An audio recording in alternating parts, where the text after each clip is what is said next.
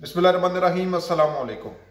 Supreme court का फैसला महफूज और हुकूमत हुई गैर महफूज। आप ये देखिए कि अब सुप्रीम कोर्ट ने इलेक्शन अल्तवा का जो केस है उस पर अपना फैसला महफूज कर दिया है और ये फैसला अब कल सुनाया जाएगा। और अब इस फैसले से साफ जो मुतवक्का फैसला है उससे साफ हुकूमत पर बौखलाहट छाई हुई है।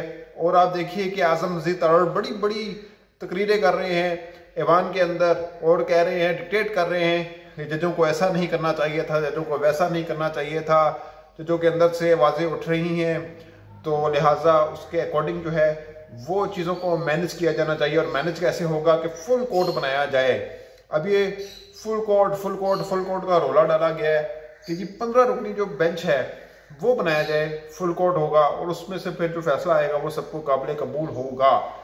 अब बहस किस चीज़ की है? बहस इस चीज़ की है कि इलेक्शन 90 रोज़ में होने या नहीं होने। अब सबको पता है इलेक्शन 90 रोज़ में होंगे।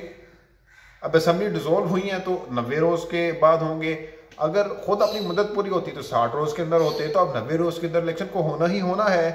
लेकिन ये कह रहे हैं कि जी इलेक्शन जो है वो 15 रुकनी बेंच इस हवाले से फैसला करे कि इलेक्शन होने हैं कि नहीं होने। भाई ये क्या बात हुई?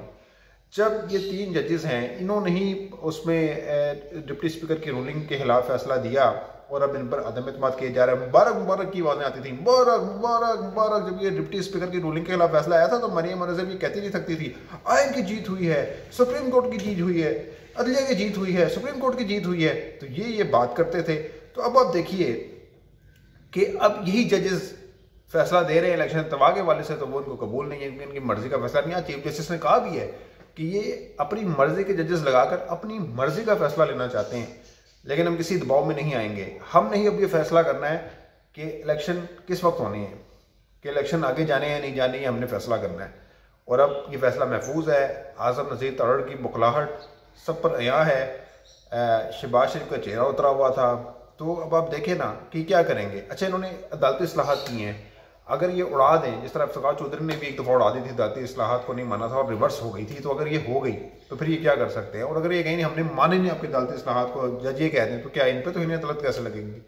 रेफरेंस दायर करने जा रहे हैं ये लोग। जस्टिस जाजुल हसन का भी नाम है उसमें, ठीक है, और चीफ जस्टिस का भी नाम है, और एक जो जज और इसकी समाअत कर रहे हैं, मुझे नाम निकल गया, वो भी इसकी जद में है, जस्टिस जाजुल हसन, कि जी इनके खिलाफ जो है वो रेफरेंस लाया जाए। तो इतना बड़ा रिस्क लेंगे तो ये अपने लिए खुद एक महाज खोलेंगे, क्योंकि अब ये रेफरेंस ला रहे हैं और जो काजी फायजी साहब उसका रेफरेंस जो है वो उन्होंने वापस ले लिया है। तो आप ये देखें ना कि कितनी खुलकर वो उन जजेस को सपोर्ट कर रहे हैं जो इनके हक में बोलते हैं, जो इनके हक में फैसले दे सकते हैं। और जस्टिस काजी फायजी साहब वो समझते हैं कि अगले चीफ जस्टिस भी हैं तो ये आएंगे तो बहुत सारी रिलीफ इनको और मजीद मिलेंगी और इनका काम बनता चला जाएगा। ये अपने मर्जी के जजेस लगाना चाहते हैं। चीफ जस्टिस ने बिल्कुल सही कहा है, ये पहले ब्रीफ केस लगाते हैं, ब्रीफ केस से बात नहीं बनती तो फिर ये ब्लैकमेल करते हैं, धमकाते हैं, फिर अदलिया पर चढ़ाव करते हैं।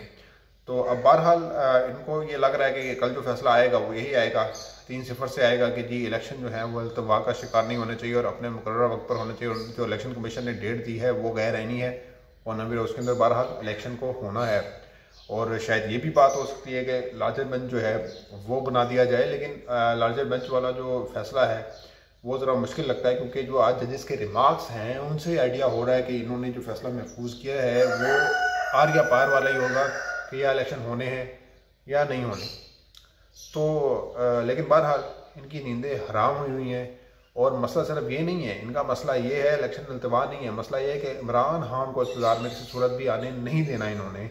और आप ये देखें कि अब जो साद रफ़ीक हैं और इन जैसे और रहनुमा वो कहते हैं कि इमरान खान अगर रास्ता चाहते हैं तो फिर इनको ये चीज़ यकीनी बनानी होगी कि वो किसी के खिलाफ इंतकामी कार्रवाई नहीं करेंगे। अब देखें ना इन्होंने जो इमरान खान के खिलाफ कर दिया, 150 केस बना दिए, और वो केसेस बनाने के बाद भी उनकी कोशिश है मज़ीद केसेस बनाकर इमरान खान पर एक दबाव क्रिएट किया जाए और उनको किसी तरीके से नहल किया जाए, सजा दिलवाई जाए। लेकिन जो अदालत है वो आइन और कानून के तहत फैसला कर रही है, जो है कि इमरान खान को एज जा रहा है बेसिकली, वरना इमरान खान की सपोर्ट में अब कोई नहीं खड़ा सिवाय अवाम के।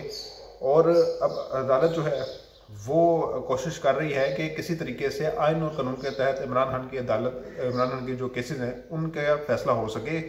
लेकिन ये चाह रहे हैं कि नहीं जी ये डिफेंड कर रहे हैं इनको, फिर मुतनाज़ा बना रहे हैं अदलिया को ये इनका सोचा समझा हथियार है जो एज़ यूजुअल ये इस्तेमाल करते रहते हैं। तो इस बार भी इस्तेमाल कर रहे हैं। ये कह रहे हैं कि ठीक है जी, अदलिया को जो है वो हमने ऐसे दबाना है, अगर पैसों से नहीं बात बनती तो हम ऐसे दबाना है। और उन्होंने बहुत सारे, यानी जो वक्फाने वाले वो कहते हैं कि पैसा चलाया है और बहुत हद तक वो उनको कारगर भी साबित हुआ उनके लिए, और यही वजह है कि बेंच पे बेंच टूट रहे हैं।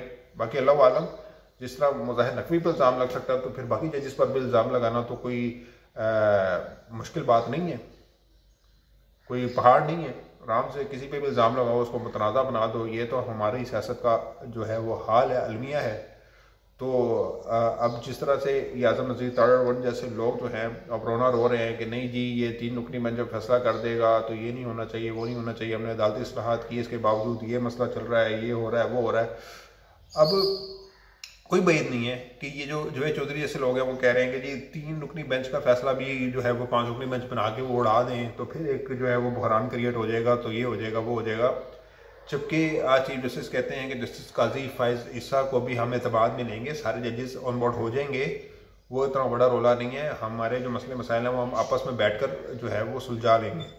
तो ये भी चीज़ें हैं, यानी अभी भी चीफ जस्टिस जो है वो पुरुमीद नज़र आ रहे हैं और तमाम तर दबाव के बावजूद वो अपने असाब को कंट्रोल किए हुए हैं, अपने हौसलों को पस्त नहीं होने दे रहे। ये एक बहुत बड़ी बात है कि वो कहते हैं कि मैं दबाव में नहीं आऊँगा, प्रेशर में आकर फैसला नहीं करूँगा, जो फैसला होगा वो आइन और कानून के तहत होगा। और आइन और कानून के तहत यही बात है कि 90 रोज़ के अंदर बहरहाल इलेक्शन को होना ही होना है।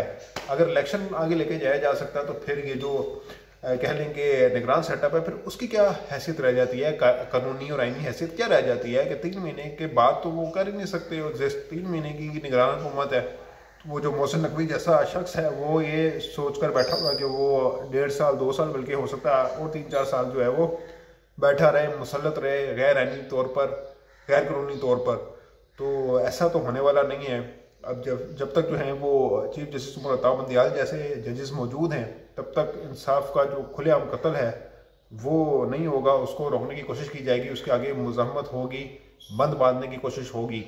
तो बहरहाल ये अब पहले से इन्होंने दीवार पर लिखा पढ़ लिया कि क्या फैसला आना है, और अब ये अदलिया पर मज़ीद चढ़ाई कर रहे हैं और मज़ीद चढ़ाई करते चले जाएंगे, और इस फैसले को उन्होंने मानना नहीं है, अदालत की बाइकआउट करना है इन्होंने। इसके बावजूद हुकूमत के जो वकील हैं उन्होंने कहा था अदालत का बाइकआउट कर देंगे, तो वो तो गए हैं, तो जाके वो क्या कहते हैं, कमरान मुर्जा भी गए, जो शेख अकरम है वो भी गए, फिर एक और जज जो वकील हैं वो भी गए। तो इरफान कादिर, वो नाम नहीं आ रहा था इनका, कि इनका जो अपना एटीट्यूड है और रवैया है वो बहुत ही गलत किस्म का है, घटिया किस्म का है, और वो जो है दलाइल दे रहे थे। खैर, तो बहरहाल ये अदालती बाइकआउट ये सिर्फ एक नाम की बात है, अंदर से इनको पसूड़ी पड़ी हुई है कि इनके साथ होने क्या जा रहा है। तो इलेक्शन तो बहरहाल होने हैं, इसके बाद भी अगर कोई बहरान क्रिएट करेंगे तो अपने आप को मज़ीद गंदा करेंगे। तो मिलते किसी अगली वीडियो में, अपना बहुत ख्याल रखिएगा। अल्लाह हाफिज़।